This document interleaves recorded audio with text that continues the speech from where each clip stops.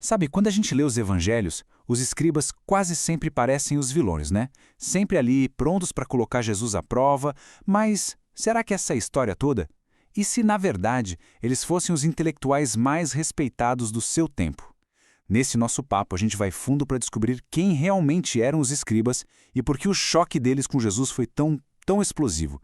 E olha, a resposta pode mudar para sempre o jeito que você lê os evangelhos. Antes de mais nada, deixa eu te fazer uma pergunta. Quando você pensa em autoridade religiosa na época de Jesus, quem vem na sua cabeça? Os sacerdotes? Os fariseus? Pois é, tinha um grupo que dedicava a vida inteira, o trabalho inteiro, a uma única coisa: a palavra de Deus. E entender esse pessoal é a chave para destravar muita coisa nos evangelhos. Então vamos começar pelo começo. Longe de serem só uns antagonistas genéricos, os escribas eram, na verdade, os pilares intelectuais e jurídicos da sociedade judaica. Pensa neles como os guardiões da escritura. Olha que interessante. A própria palavra escriba já entrega o jogo. Ela vem lá do grego grammateis, que quer dizer literalmente especialistas da escritura. Eles também eram chamados de nomikóis, ou doutores da lei. Ou seja, o nome deles já dizia tudo.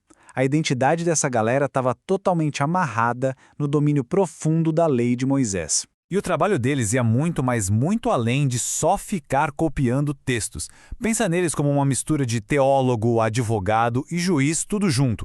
Eles estudavam, interpretavam e ensinavam a Torá nas sinagogas. Eram eles que redigiam contratos de casamento, de divórcio. Eles serviam no Sinédrio, que era tipo a Suprema Corte judaica. Resumindo, a vida diária do povo passava pelas mãos deles. E essa autoridade toda não surgiu do nada, claro. Foi uma coisa construída ao longo de séculos. Tudo começa a ganhar força depois do exílio na Babilônia, com Esdras, que se tornou o grande modelo do que era ser um escriba.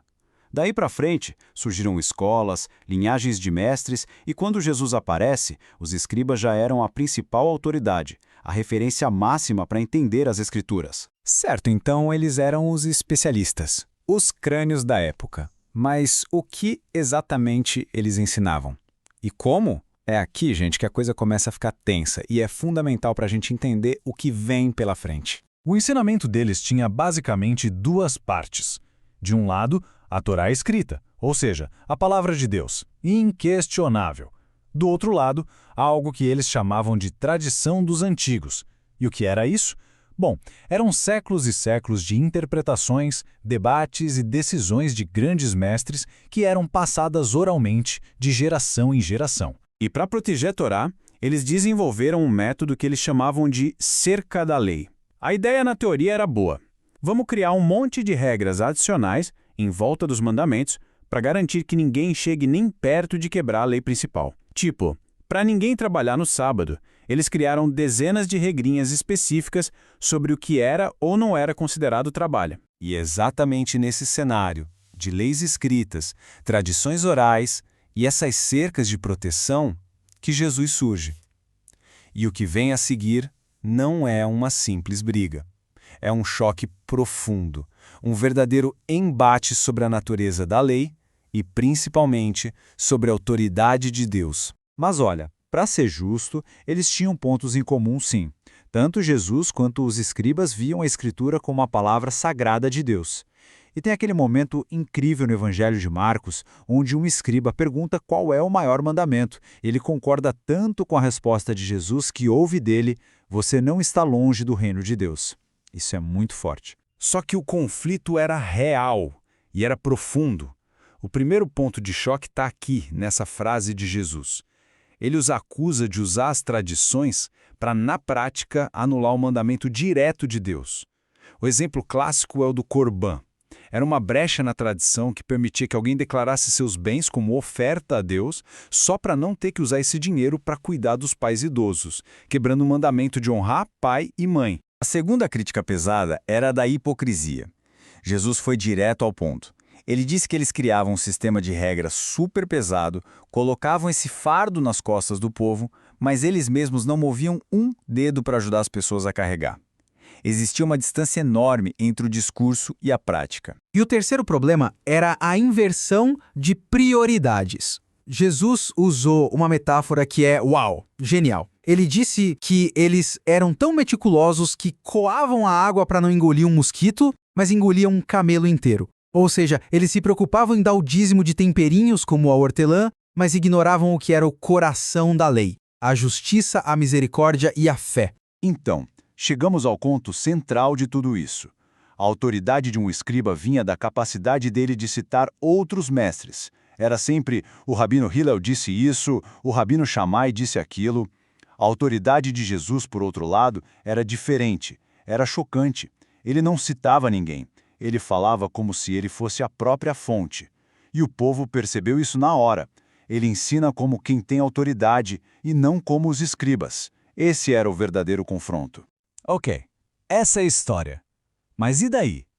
Por que a gente está falando sobre isso? Porque entender quem eram os escribas transforma radicalmente o jeito que a gente lê algumas das passagens mais famosas da Bíblia. Não é só curiosidade histórica, muda tudo. Pensa comigo, com todo esse contexto fresquinho na cabeça, como você lê o Sermão do Monte agora? De repente, ele deixa de ser só um conjunto bonito de ensinamentos morais e se torna uma declaração de autoridade, de tirar o fôlego. De repente, as peças se encaixam, né? Quando Jesus diz que a nossa justiça precisa ser maior que a dos escribas, não é sobre criar mais regras, é sobre ir ao coração. Aquele famoso ouvistes o que foi dito, eu, porém, vos digo, não é Jesus cancelando a lei, é ele revelando a intenção original dela. E até os duros ais de Mateus 23 deixam de ser só um ataque de raiva e se tornam um diagnóstico preciso da doença espiritual daquela liderança. E para a gente fechar, eu queria deixar vocês com essa citação incrível de Jesus. Ele não condena o estudo, o conhecimento da lei. Pelo contrário, ele oferece uma visão de redenção. Um escriba instruído para o reino é alguém que, agora com o coração no lugar certo, pode usar todo o seu conhecimento para servir a Deus, tirando do tesouro da palavra tanto as verdades antigas quanto as revelações novas do reino. No fim das contas, a questão nunca foi o conhecimento, a questão sempre foi a quem ele serve.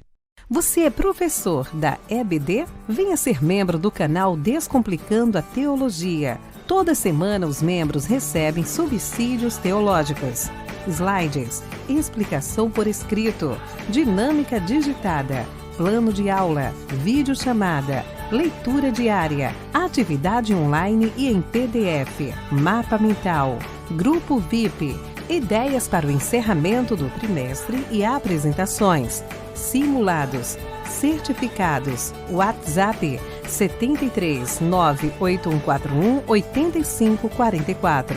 Pastor Giovanni Santos.